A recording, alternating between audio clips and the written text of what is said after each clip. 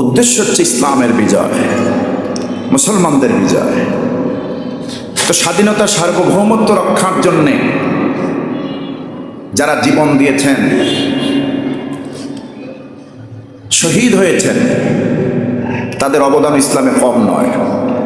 মাতৃভূমিকে রক্ষা করা, ইসলামের সম্মান রক্ষা করা, কোরআন রক্ষা করা, আল্লাহ নবীর সুন্নাহ রক্ষা করা, এরপরে যে বিজয়টা আসে এটা সমগ্র মুমিন জাতির জন্য আল্লাহ রাব্বুল আলামিনের পক্ষ থেকে এটা নেয়ামত বহন করে, ঠিক কিনা? আর এই বিজয়টা আসবে যখন আল্লাহ পাকের হাবিবকে আল্লাহ বলছেন, আপনার উপর যখন আমি বিজয় দান করব, তার মানে ইসলামের বিজয় যখন হবে, তখন আপনি দেখবেন দলে দলে লোকেরা ইসলামের সুশীতল ছায়াতলে আশ্রয় নিচ্ছে, আপনি দেখবেন। আর এই বিজয়টা হবে এমনভাবে, কোনো মারামারি না, হাতাহাতি না, রক্তপাত নয়, এমনিতেই মুসলমানদের শক্তি, ঈমান এবং পরিশ্রম, দ্বীনের মুজাহাদার ফলশ্রুতিতে আমি এই যে বিজয় দেব, বিজয়টা যখন আসবে ওই সময় কিন্তু খুব রক্তপাতের প্রয়োজন হবে না। আমি রক্তপাত ছাড়াও আপনাকে বিজয় দিতে পারি। দিতে পারেন না? পারেন।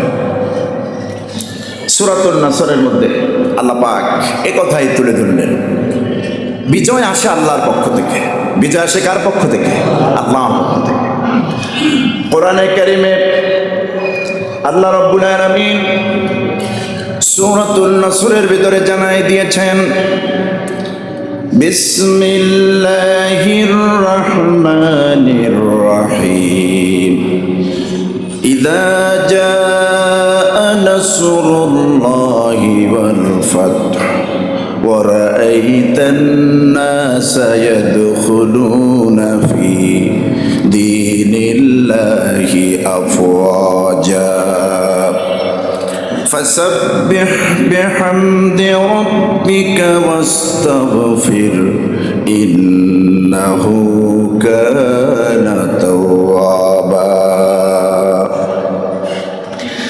আল্লাহ পাক বলেন, ইযা জাআ নাসরুল্লাহ, যখন নাকি আল্লাহর সাহায্য আসবে, আল্লাহর পক্ষ থেকে আল্লাহ পাক যখন বান্দাকে সাহায্য করবেন, যখন আল্লাহর পক্ষ থেকে সাহায্য এসে যাবে, ওয়াল ফাতহ, এবং বিজয়। নাসরুল্লাহি ওয়াল ফাতহ, আল্লাহর সাহায্য এবং বিজয় উভয়টা আল্লাহর পক্ষ থেকে যখন আসবে, ওয়া রাআইতান নাসা ইয়াদখুলুনা ফি দীনিল্লাহি আফওয়াজা, হে নবী আপনি দেখতে পাবেন এই বিজয় আসার পরে লোকেরা একজন দুইজন নয়, দলে দলে লোকেরা ইসলামের সুশীতল ছায়াতলে তারা আশ্রয় গ্রহণ করতেছে, তারা ইসলামে দাখিল হচ্ছে, তারা ইসলামে প্রবেশ করছে। ওয়ারাআইতান নাসা ইয়াদখুলুনা, আপনি দেখবেন মানুষকে ইয়াদখুলুনা, তারা প্রবেশ করছে, ফি দীনিল্লাহি আফওয়াজা, আল্লাহর দ্বীনে অর্থাৎ ইসলামে প্রবেশ করছে। আফওয়াজা মানে দলে দলে, অসংখ্য, একজন দুইজন নয়, গোত্রভিত্তিক লোকেরা, এলাকার লোকেরা, বংশের লোকেরা, পরিবারের লোকেরা। যেই পরিবার থেকে ইসলামে প্রবেশ করবে একজন করবে না, গোটা পরিবারের সবাই। যেই গোত্র থেকে প্রবেশ করবে একজন করবে না, গোত্রের সবাই। যে এলাকা মহল্লা থেকে ইসলামে প্রবেশ করবে একজন করবে না, মহল্লার সবাই। এই বিজয় যে দিন আসবে, আমি আল্লাহ রাব্বুল আলামিন এই বিজয় আপনাকে দিলাম, এই বিজয় আপনাকে দেব। যখন এই বিজয়টা আপনি পেয়ে যাবেন, ফাসাব্বিহ বিহামদি রাব্বিকা ওয়াস্তাগফিরহু ইন্নাহু কানা তাওয়াবা। আপনি বিজয় পাওয়ার পর আপনি কি করবেন? আপনার কাজ কি? আপনার কাজ হচ্ছে আপনার রবের তাসবিহ পড়া আর প্রশংসা করা, সুবহানাল্লাহ। এই জন্য মোমেনদের যদি বিজয় আসে, সর্বপ্রথম কাজ হলো সেজদা অবনত হওয়া, আল্লাহরে দুটি সেজদা দেওয়া। কথা বুঝতেছেন? হই হুল্লাস না করা, আনন্দ মিছিল করা, এগুলি মোমেনদের জন্য মানায় না। বিজয়, পরীক্ষায় ভালো রেজাল্ট করেছেন, উল্লাস করার আগে সালাতুশ শুকর আদায় করতে হবে। কথা বুঝতেছেন? একটি মীমাংসা হয়ে গেছে, বিজয় আসছে। এই বিজয়ে যখন এসে গেল, আপনার আমার দায়িত্ব হচ্ছে রাস্তায় গাড়ি ব্লক করে তারপর উল্লাস করা, রং দেওয়া, মাতামাতি করা, এগুলি মোমেনের কাজ নয়। মোমেনের কাজ হচ্ছে সঙ্গে সঙ্গে আল্লাহর সামনে আল্লাহর কুদরতি কদমে সেজদায় অবনত হয়ে যাওয়া। তার হাবিবকে নির্দেশনা দিচ্ছেন, হাবিব বিজয়টা যদি এসে যায়, ইসলামের বিজয়, মুসলমানদের বিজয়, বিজয় যদি আমি আল্লাহ পাক আপনাকে দিয়ে দেই, অবশ্যই আপনার কাজ হবে ফাসাব্বিহ বিহামদি রাব্বিকা, আপনি আপনার রবের তাসবিহ করবেন আর প্রশংসা করবেন, আর ওই আল্লাহর কাছে ক্ষমা চাইবেন। আস্তাগফির, তার কাছে ক্ষমা চাইবেন। ইন্নাহু কানা তাওয়াবা, নিঃসন্দেহে তিনি তো এমন রব, বান্দার তওবা কবুল করার জন্য তিনি প্রস্তুত। সুবহানাল্লাহ বিহামদিহি। এই সূরাটির শানে নজুল এসেছে, এই সূরাতুন নাসর যখন নাজিল হয়, এই সূরার মাধ্যমে আল্লাহ রাব্বুল আলামিন যে বিজয়ের কথা বলেছেন, প্রায় সকল মুফাসসির একমত। এখানে বিজয় বলতে মক্কা বিজয়কে বোঝানো হয়েছে। কোন বিজয়? মক্কা বিজয়। আমার সম্মানিত মুসল্লি ভাইরা, মক্কা বিজয় ইসলামের এত বড় ঐতিহাসিক বিজয়, যেই বিজয় অর্জন করতে যুদ্ধ করা লাগে না।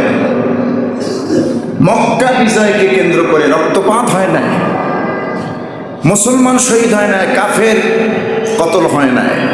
বিনা যুদ্ধে, বিনা হাতাহাতিতে যে মহান বিজয়, মক্কার যে বিজয়টা দিয়েছেন আল্লাহ রাব্বুল আলামিন, সেই কথার প্রতি এই সূরাতুন নাসর আল্লাহ ইঙ্গিত দিচ্ছেন যে স্পষ্ট বিজয় আমি দিয়েছি আপনাকে, মক্কা বিজয়, যে বিজয় অর্জন করতে কোনো খরচ হয় নাই, কোনো ধরনের রক্তপাত হয় নাই, যুদ্ধ বিগ্রহ কিচ্ছু হয় নাই। আমি আপনাকে খুশি হই আপনার উম্মতের উপর, আর আমি আপনাকে এই বিজয়টা দিলাম, মক্কা বিজয়। 2 বছর আগেও হুদায়বিয়ার সন্ধিতে আপনারা জানেন রাসূল পাক সাল্লাল্লাহু আলাইহি ওয়াসাল্লাম মাত্র 1,500 সাহাবী নিয়ে মদিনা থেকে মক্কায় ঢুকবেন। সিলেট উদ্দেশ্য হচ্ছে ওমরা আদায় করা। কি করা? ওমরা পালনের নিয়তে। কিন্তু মক্কার লোকেরা আমার রাসূলকে ঢুকতে দিবে না।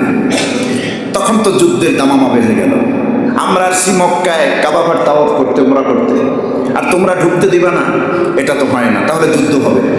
সাইয়েদনা আবু বকর সিদ্দিক রাদিয়াল্লাহু তাআলা আনহু বললেন, হুজুর আমরা মক্কায় ঢুকবো এবং মক্কায় কাবা ঘর তাওয়াফ করবো, ওমরা করবো, যারা বাধা দিতে আসবে তাদের বিরুদ্ধে জোর প্রতিবাদ হবে, যুদ্ধ হবে, লড়াই হবে। হযরত ওসমান রাদিয়াল্লাহু তাআলা আনহু কি নবীজি মক্কায় পাঠালেন। মক্কার কুরাইশ নেতাদের কাছে তৎকালীন সময় যারা ছিল, হুজুর এই মেসেজ দিয়েছেন, ও মক্কার লোকেরা, যুদ্ধ বিগ্রহের জন্য আমি মুহাম্মদ সাল্লাল্লাহু আলাইহি ওয়াসাল্লাম আমার সাহাবী নিয়ে আসি নাই। আমি এসেছি মক্কায় শুধুমাত্র আমার সাহাবীদেরকে নিয়ে ওমরা করব, আল্লাহর ঘরটা তাওয়াফ করব, তাওয়াফ শেষে আবার চলে যাব।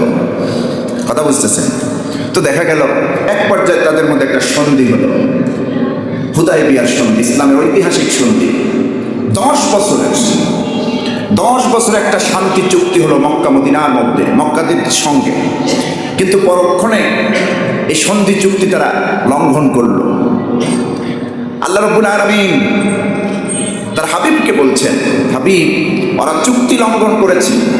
হুদায়বিয়ার সন্ধির সময় আপনার হাতে সাহাবায়ে কেরাম হাত রেখেছেন, সেই সাহাবায়ে কেরাম আপনার হাতে আমি আল্লাহ পাক হাত রেখেছি, কুদরতি হাত। ইয়াদুল্লাহি ফাওকা আইদিহিম, ইয়াদুল্লাহি ফাওকা আইদিহিম, তাদের হাতের উপরে আল্লাহর হাত। সুবহানাল্লাহ। তো হুদায়বিয়ার সন্ধিটার মূল্য কত বড়! যেই হুদায়বিয়ার সন্ধির সময় সব সাহাবায়ে কেরাম, প্রায় 1,500 সাহাবীরা রাসূলুল্লাহর হাতের উপরে বায়াত গ্রহণ করেছেন, এবং সেই হাতের উপরে আল্লাহ বলছেন, আমার হাত, আমিও তোমাদের পক্ষে বিজয়টা নিশ্চিত তোমাদেরকে দান করব। এই বিজয় কেউ ঠেকাতে পারবে না। এই বিজয় এমন আসবে, আল্লাহ রাব্বুল আলামিন সূরাতুল ফাতহের প্রথম 3 আয়াতে সুন্দর করে তার হাবিবকে জানায় দিলেন, ইন্না ফাতাহনা লাকা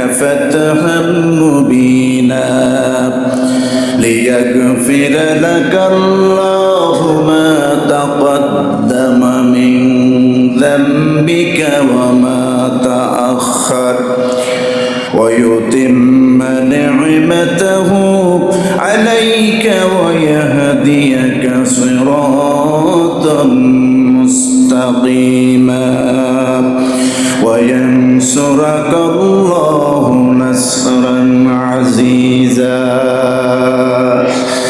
আল্লাহ পাক বলছেন, ইন্না ফাতাহনা লাকা ফাতহাম মুবিনা, নিঃসন্দেহে আমি আপনাকে সুস্পষ্ট বিজয় দান করেছি। অস্পষ্ট নয়, সুস্পষ্ট বিজয় দান করেছি। মুফাসসিরিন কিরাম বলছেন এখানে বিজয় দ্বারা হুদায়বিয়ার সন্ধি, এর পরবর্তী বিজয় হচ্ছে মক্কা বিজয়। তো হুদায়বিয়ার সন্ধির সময় যে বিজয়টা হলো, শান্তি চুক্তি হলো, যদিও কাফেররা সেই চুক্তি লঙ্ঘন করেছে, কিন্তু এর পরেই হুজুর আমি আপনাকে এমন বিজয় দেব, চুক্তি টুক্তি কিচ্ছু লাগবে না। ওই যে মক্কা বিজয়, কোনো কিচ্ছু লাগবে না, আপনি সাহস করে সাহাবী নিয়ে মক্কায় ঢুকবেন, বাকি সব করার দায়িত্ব আমি আল্লাহ। এইটা আপনাকে কেন দিলাম? সুস্পষ্ট বিজয় আপনাকে কেন দিলাম? লিয়াগফিরা লাকাল্লাহু মা তাকদ্দামা মিন যামবিকা ওয়া মা তাআখার, যাতে করে আল্লাহ পাক আপনার পূর্ববর্তী পরবর্তী ত্রুটিগুলি মার্জনা করতে পারেন। সুবহানাল্লাহ। আমার নবীর তো আর ত্রুটি হয় না, আমার রসুলের প্রথমে গুনাহ নাই, শেষেও গুনাহ নাই, শুরুতেও না, শেষেও না, আউয়ালেও না, আখেরেও না। হুজুরের আমল নামা তো ফ্রেশ, একদম নিটন ক্লিন, স্বচ্ছ।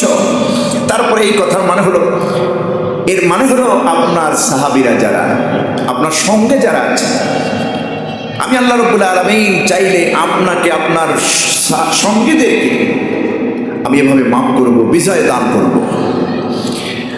আল্লাহ পাক বলছেন শুধু তাই নয়, এই বিজয়টা দিলে পরে আপনাকে কি করা হবে? ওয়ায়ুতিম্মা নি'মাতাহু আলাইকা ওয়া ইয়াহদিয়াকা সিরাতাম মুস্তাকিমা। আমি আল্লাহ পাক আপনাকে, আপনার উপরে নিয়ামতকে পরিপূর্ণ করব, আপনার উপরে নিয়ামত পরিপূর্ণ হবে। ওয়া ইয়াহদিয়াকা সিরাতাম মুস্তাকিমা, আর আমি আল্লাহ আপনাকে দেখাবো সিরাতে মুস্তাকিমের পথ। সিরাতে মুস্তাকিম এটা আপনাকে দেখিয়ে দেওয়ার দায়িত্ব আমার, আর আপনি দেখায় দিবেন আপনার উম্মতদেরকে। সুবহানাল্লাহ। ওয়া ইয়ানসুরাকাল্লাহু নাসরান আজিজা। চিন্তা কিসের, টেনশন কিসের? আপনাকে আপনার রব আল্লাহ এমন সাহায্য করবেন, পাওয়ারফুল সাহায্য। নাসরান আজিজা মানে শক্তিশালী সাহায্য, যেই সাহায্য আসলে পরে দুনিয়ার সমস্ত শক্তি মান হয়ে যাবে, পরাভূত হয়ে যাবে, ওই শক্তি আপনার সাহায্যের সামনে কাজ করবে না। এমন সাহায্য আমি আল্লাহ পাক আপনাকে করবো, নাসরান আজিজা। আল্লাহ তো তাই করলেন। কি করলেন দেখুন, মক্কায় যখন বিজয় হলো 8ম হিজরিতে, হুদায়বিয়ার সন্ধি মাত্র 2 বছর আগে হলো, কাফেরেরা চুক্তিও ভঙ্গ করল। তখন ছিল মাত্র 1,500 সাহাবী নিয়ে রাসূলুল্লাহ মক্কায় ঢুকবেন, ঢুকতে দেয়নি। এই 2 বছর পর 8ম হিজরিতে নবীজি সাল্লাল্লাহু আলাইহি সাল্লাম আল্লাহর সাহায্য নিয়ে মক্কায় ঢুকলেন। 1জন 2জন সাহাবী না, 10,000 সাহাবী। ইসলামের বিজয়টা কেমনে আসলো দেখুন। 8ম হিজরিতে কোনো চুক্তি লাগলো না, যুদ্ধ লাগলো না, বিগ্রহ লাগলো না, কতল হলো না, লড়াই হলো না, কিচ্ছু লাগলো না। নবীজির সঙ্গে ঢুকলেন কয়জন? 10,000 সাহাবী। 1জন 2জন নয়, 10,000 সাহাবী মদিনায় মক্কা থেকে মদিনায় ঢুকলেন। বিশ্বনবী সাল্লাল্লাহু আলাইহি ওয়াসাল্লামের এবং তার সাহাবীদের এই পদচারণা দেখে হাজার হাজার সাহাবী যেখানে, সেখানে কে আসবে প্রতিবাদ করতে, আর কে ডলার নিচে পড়ে যাবে। মক্কার কুরাইশরা চিন্তা করলো, মুহাম্মদকে আর ঠেকাইয়া রাখা যাবে না, সে দলবল নিয়ে মক্কায় ঢুকে পড়েছে। 1জন 2জন না, 10,000 সাহাবী, শুধু মানুষ আর মানুষ। আমরা যদি কোনো গোত্র, কোনো পক্ষ, কোনো একটি ক্ষুদ্র অংশ প্রতিবাদ জানাই, তাহলে পায়ের নিচে পিষে যাব আমরা। সুতরাং বুঝতে পারলাম যে ইসলামের বিজয় হয়েছে। ইসলাম যে সত্য, কোরআন সত্য, আল্লাহর নবী সত্য, এতে সন্দেহ নাই। আর লাভ কি বিরোধিতা করে? আমরাও মোহাম্মদের ধর্ম গ্রহণ করলাম, কালেমা পড়ে মুসলমান হয়ে গেলাম। এই জন্য আল্লাহ বলছেন ওয়ারাইতান নাসা ইয়াদখুলুনা ফি দীনিল্লাহি আফওয়াজা। হে নবী, আপনি দেখবেন আমি যখন আপনাকে ইসলামের বিজয়টা দেব, তখন লোকেরা এমনিতেই দলে দলে কালেমা গ্রহণ করবে, আল্লাহর দ্বীনে প্রবেশ করবে, দলে দলে গোত্রের সংখ্যা, পরিবারের সংখ্যা, সবাই মিলে ইসলাম গ্রহণ করবে, মুসলমান হয়ে যাবে। নবীজি মক্কায় ঢুকলেন, লা তুজ্জা মানাত, কাবা ঘর থেকে এগুলি অপসারণ করলেন নবীজি। শুধু তাই নয়, যেই মক্কার কাবা ঘরের দেওয়ালগুলিতে একটা দুইটা নয় 360টি মূর্তি লটকানো ছিল, আমার নবীজি হাতে কুড়াল নিলেন, সঙ্গে নিলেন আলীকে। হযরত আলী রাদিয়াল্লাহু তাআলা আনহুকে সঙ্গে নিলেন। চলো আলী, আজকে মূর্তি কোপানোর পালা। কাবা ঘর আল্লাহর ঘর, সমস্ত নবীর এই কাবা তাওয়াফ করেছেন, সেইখানে মূর্তি লটকাইয়া এই মক্কার কুরাইশরা উলঙ্গভাবে তাওয়াফ করবে। আমাদের প্রথম মিশন হচ্ছে কাবাকে শিরক মুক্ত রাখা। হযরত আলীকে নিয়ে ঢুকলেন, একটা একটা করে সব মূর্তিগুলি চুরমার করে দিলেন, কেটে টুকরা করে ফেললেন। আমার বন্ধুগণ, এক একটা মূর্তির গায়ে আঘাত করছেন, আর রাসূলুল্লাহ সাল্লাল্লাহু আলাইহি ওয়াসাল্লাম এই আয়াত করছেন, জাআল হক ওয়া যাহাকাল বাতিল ইন্নাল বাতিলা কানা যাহুকা। সত্য এসে গেছে, মিথ্যা বিপরীত হয়েছে, নিপাত হয়েছে, পরাভূত হয়েছে। সত্য যেখানে থাকবে মিথ্যার আশ্রয় সেখানে থাকতে পারে না। এটার নাম বিজয়। আল্লাহ এই বিজয়টা হুজুরকে দিয়েছেন, কোনো যুদ্ধ বিগ্রহ লাগে না। এই সূরা ফাতিহার মধ্যে আল্লাহ পাক দেখুন 24 নম্বর আয়াত আবার এর একটা ব্যাখ্যা দিয়েছেন যে আমি শান্তিপ্রিয় বিজয় আপনাকে দিলাম, নিরাপদ বিজয় দিলাম, মক্কা বিজয়। وهو الذي كف أيديهم عنهم وأيديكم عنهم ببطن مكة من بعد أن أظفركم عليهم وكان الله بما تعملون بصيرا। আল্লাহ পাক বলছেন সূরা ফাতিহার 24 নম্বর আয়াতে, ওহুয়াল্লাযী কাফফা আইদিয়াহুম আনকুম, তিনি তো এমন সত্তা যিনি তোমাদের হাত থেকে তাদেরকে রক্ষা করেছেন, আর ওয়াইদিয়াকুম আনহুম, আর তোমাদের হাতকে তাদের থেকে রক্ষা করেছেন, তাদের থেকে তোমাদেরকে রক্ষা করেছেন। তার মানে মক্কা বিজয়টা আল্লাহ এমনভাবে দিলেন, কোনো যুদ্ধ বিগ্রহ লাগে নাই, হাতাহাতি করা লাগে নাই, মারামারি করা লাগে নাই। কথা বুঝতেছেন? কোনো কিচ্ছু লাগে নাই, রক্তপাত তো দূরের কথা, একটু হাতাহাতিও করা লাগবে। এখানে কিন্তু আল্লাহ আইদিহিম আনকুম ও আইদিয়াকুম আনহুম, হাতের কথা বলছেন, যে হাত দিয়ে কেউ কাউকে মারতে হয় নাই, আবার কেউ হাত দিয়ে ফেরত এরকম রিটার্ন হাত দিয়ে প্রতিবাদ করা লাগে নাই। বিনা প্রতিবাদে আমি আল্লাহ পাক যে বিজয়টা দিলাম, বিবাতনে মাক্কাতা মিন বাদি আন আযফারাকুম আলাইহিম, তাদের উপর মক্কা উপত্যকা আমি আপনাকে এমন বিজয় দিলাম, এমন বিজয় দিলাম যাতে করে আমি আল্লাহ পাক ওদের হাত থেকে আপনাদেরকে, আপনাদের হাত থেকে ওদেরকে আমি আল্লাহ ফিরায় রেখেছি। কোন সুবহানাল্লাহ। আর আল্লাহ পাক বলছেন ওয়া কানাল্লাহু বিমা তা'মালুনা বাসীরা। আল্লাহ পাক তো জানেন, ভালো করে জানেন তোমরা যা করতেছো এগুলি সম্পর্কে তিনি সর্বদ্রষ্টা, তিনি জানেন, সব শোনেন, সব দেখেন। কোন সুবহানাল্লাহ।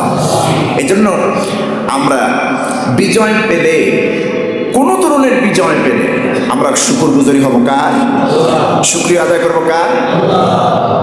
1971 সন আমরা দেখিনি, হয়তো আপনাদের মধ্যে কেউ দেখেছেন, অধিকাংশ লোকই আমরা দেখিনি, অধিকাংশ লোকই। কিন্তু সেই মর্মান্তিক যুদ্ধ, সেই যুদ্ধের চিত্র আমরা বই পুস্তকে পড়েছি।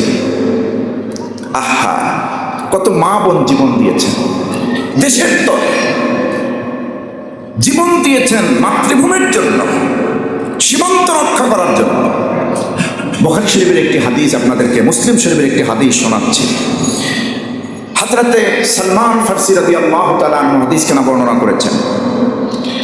নবীজি সাল্লাল্লাহু আলাইহি সাল্লাম বলেছেন, হযরত সালমান বলেন, সামিআতু রাসূলুল্লাহি সাল্লাল্লাহু আলাইহি ওয়াসাল্লাম, আমি আমার হাবিব আল্লাহর নবীর পক্ষ থেকে শুনেছি, ইয়াকুলু, তিনি বলেছেন, রিবাতু ইয়াউমিন ওয়া লাইলা, একদিন এক রাতের পাহারা, দেশের জন্য পাহারা দেয় যারা, সীমান্ত পাহারা দেয় যারা, অর্থাৎ দেশের জন্য লড়ে যারা, দেশের জন্য যারা একদিন একটা রাত সময় দেয়, খায়রুম মিন সিয়ামি শাহরিন ওয়া কিয়ামিহি, একটা দিনের পাহারা, একটা রাতের পাহারা, মাসব্যাপী নফল রোজা, নফল নামাজ পড়লে যে সওয়াব তার চাইতে বেশি। মুসলিমের হাদিস, খায়রুম মিন, হুজুর সাল্লাল্লাহু আলাইহি ওয়াসাল্লাম বলেছেন, খায়রুম মিন সিয়ামি শাহরিন ওয়া কিয়ামিহি, মাসব্যাপী রোজা রাখা আর মাসব্যাপী নফল নামাজ পড়ার চাইতেও উত্তম একটা রাত, একটা দিন আল্লাহর জন্য সীমান্ত রক্ষা করা, দেশের জন্য সময় দেওয়া। কান সুবহানাল্লাহ। ওয়া ইম্মা যারা আলাইহি আমালুহু, যদি সীমান্ত রক্ষার জন্য, দেশের জন্য, কোরআন আপনার ইসলামের জন্য, এই দেশের মাটির জন্য, স্বাধীনতার জন্য, ওই যুদ্ধে যদি কোনো প্রহরী মারা যায়, যদি ইন্তেকাল করে, আল্লাহ রাব্বুল আলামিনের হাবিব বলেছেন, যারা আলাইহি আমালুহু, তার আমলনামায় এই সওয়াব জারি থাকে, বন্ধ হয় না। আল্লাযী কানা ইয়ামালুহু, যে আমলটা সে করত, অর্থাৎ তার উপরে যে সওয়াবটা জারি ছিল, সেই সওয়াব ইন্তেকালের পরও শহীদের মর্যাদা দিয়ে তাকে কবরের সওয়াব পৌঁছানো হয়। ওয়া উজরিয়া আলাইহি রিজকুহু, এবং তাকে জান্নাতের রিজক, জান্নাতের খাবার তাকে কবরে পরিবেশন করা হয়। দেশের জন্য, মাতৃভূমির জন্য, সীমান্ত রক্ষার জন্য, দ্বীনের জন্য, ইসলামের জন্য কেউ যদি এরকম জীবন দেয়, শহীদ হয়, সুবহানাল্লাহ। সুতরাং দেশের তরে আমাদের ভালোবাসা, আমাদের টান আছে না নাই? আছে। আমরা আমাদের মাতৃভূমিকে ভালোবাসি, জীবন দিয়ে ভালোবাসি। জীবন দিয়ে ভালোবাসি মানেই জীবন দিয়েছি আমরা ৭১ সালে, ঠিক কিনা? এই সার্বভৌমত্ব, স্বাধীনতা, সার্বভৌমত্ব, ওই যে আরো ৬ মাস আগে আমি হয়তো বা বলেছিলাম, স্বাধীনতা মানে হচ্ছে, এর অর্থ কি? এর অর্থ হচ্ছে, ব্যাকরণে লেখছে, পরের অধীনে না থাকা। এটার নাম কি? স্বাধীনতা। পরের অধীনে না থাকা। তো পরের অধীন আমরা, কারো পরের অধীনে আমরা থাকতে চাই না, না ভারত না আমেরিকা, ঠিক না? কারণ কোন দেশের তাবেদারি করতে, কোন দেশের গোলামি করতে এদেশের মানুষ, লক্ষ লক্ষ মানুষ জীবন দেয় নাই ১৯৭১ সালে। স্বাধীনভাবে আমরা বাঁচতে চাই বাংলাদেশে।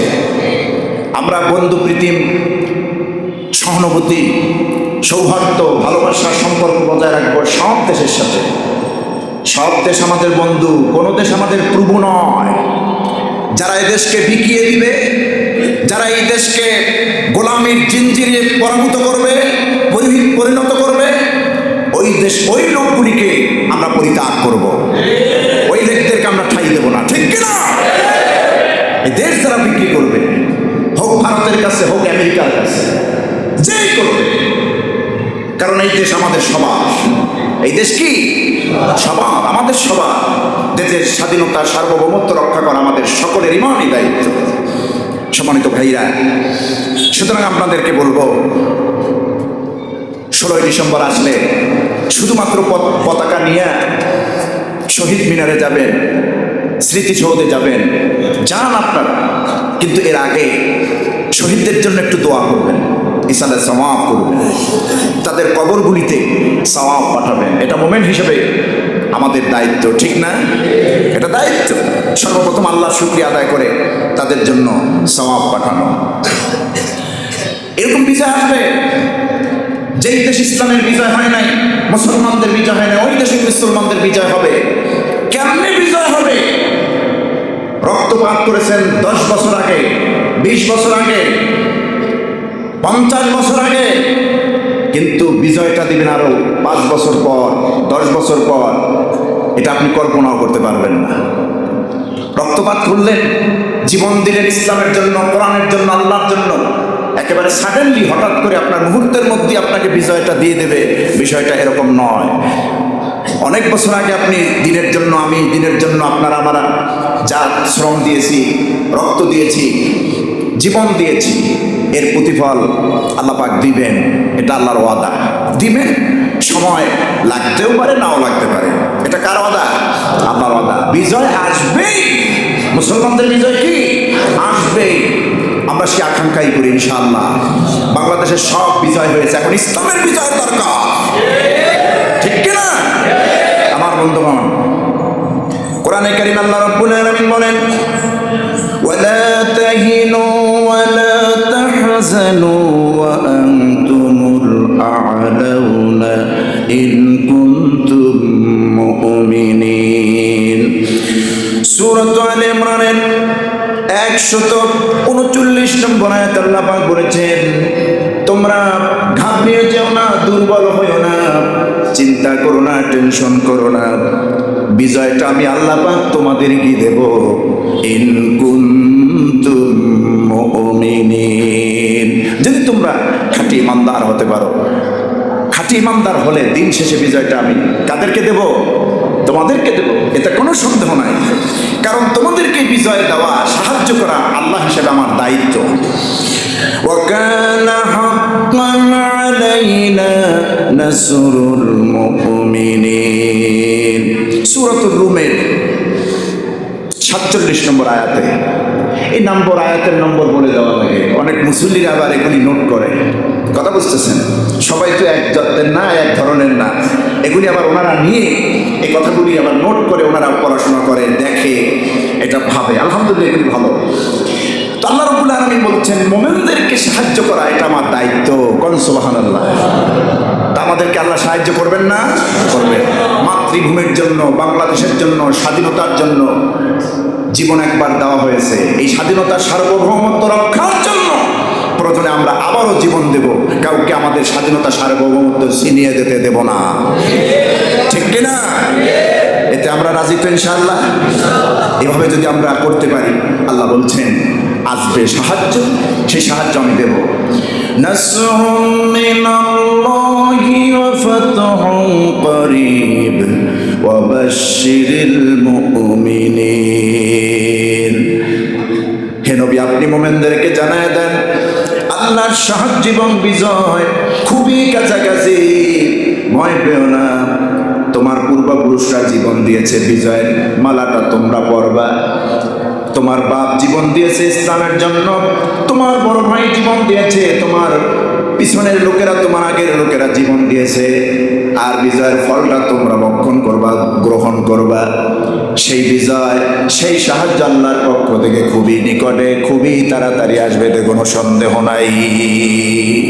নাসরুম মিনাল্লাহি ওয়া ফাতহুন করিব। করিব মানে খুবই নিকটে, সেই বিজয়টা খুবই নিকটে আসতেছে, আসতেছে সেই বিজয়। কে বলছেন? আল্লাহ। আল্লাহর সাহায্য এবং বিজয় আসবে। অবশ্যই মুমিনিন, আর সুসংবাদ দিন মুমিনদেরকে। মুমিনদেরকে আমাদের জন্য সুসংবাদ, কাফেরদের জন্য কোনো সুসংবাদ হয় না, হয় কি? মুমিনদের জন্য সুসংবাদ। সম্মানিত ভাইরা, সুতরাং বিজয়ের মাসে আমি আপনাদেরকে বলবো, বাঙালিয়ানা যে কাজবাজ আছে, বিজয়ের দিবসে যা করা হয়, স্মৃতিসৌধে যাওয়া হয়, ফুলের তোড়া দেওয়া হয়, দেওয়া হয় না এগুলি?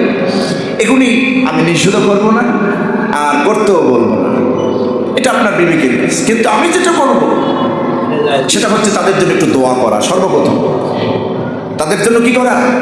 দোয়া করা। সর্বপ্রথম তাদের জন্য দোয়া করা, ইস্তেগফার করা, তাদের জন্য দোয়া করা। এটা হবে আসল খাজানা। এই দেশের জন্য যারা শহীদ হয়েছেন, আপনি যদি দোয়া করি সালে সওয়াব তার জন্য পাঠান, তাদের জন্য দোয়া করেন। স্বাধীনতার যুদ্ধে যারা জীবন দিয়েছে, আজকে স্বাধীন দেশে আমরা চলাফেরা করতেছি, সুন্দর এই দেশে আমরা বসবাস করতেছি। এই পরিবেশ যেই মানুষগুলির মাধ্যমে আসলো, আমাদের হক হচ্ছে ফুল দেওয়ার আগে তাদের জন্য দোয়া করা, ঠিক না? ফুল দিবেন, অসুবিধা কি? ফুল দেন, সেটা আপনার ব্যাপার। কিন্তু ফুল দেওয়ার আগে কি করা? দোয়া করা। আবার অনেক সময় নীরবতা পালন করা হয়, সংসদে করা হয়, প্রধান উপদেষ্টার কার্যালয় পালন করা হয়। 1 মিনিট নীরবতা পালন করা। 1 মিনিট কেন, 1 বছর নিরাপত্তা পালন করলো কোনো লাভ হয় না শহীদদের। ওই 1 মিনিটে নিরাপত্তা পালন না করে এই সংস্কৃতি বাংলাদেশ 1 মিনিট সংসদে প্রধান উপদেষ্টার কার্যালয় 1 মিনিট 2 মিনিট 5 মিনিট নীরবতা পালন না করে ওই 1 মিনিট 2 মিনিট সূরা ফাতিহা পড়ুন, সূরা ইখলাস পড়ুন, কয়েকবার দুরূদ শরীফ পড়ুন, ইসালে সওয়াব পাঠান শহীদদের কবরে। ঠিক কিনা? এটা ইসলামের নির্দেশনা, এটাই নির্দেশনা। কেউ করুক আর না করুক আমরা করব, করবো তো ইনশাআল্লাহ। কেউ করুক আর না করুক আমরা করব। আমরা শহীদদের জন্য দরদ আছে বিধে আমরা তাদের জন্য ইসালে সওয়াব পাঠাবো, আমাদের দেশকে আমরা রক্ষা করব। আল্লাহ পাক আমাদেরকে কবুল করুন, আমিন। হাদা মা ইনদি ওয়া ইলমু মিনাল্লাহ আলাইহি তাওয়াক্কালতু ইলাইহি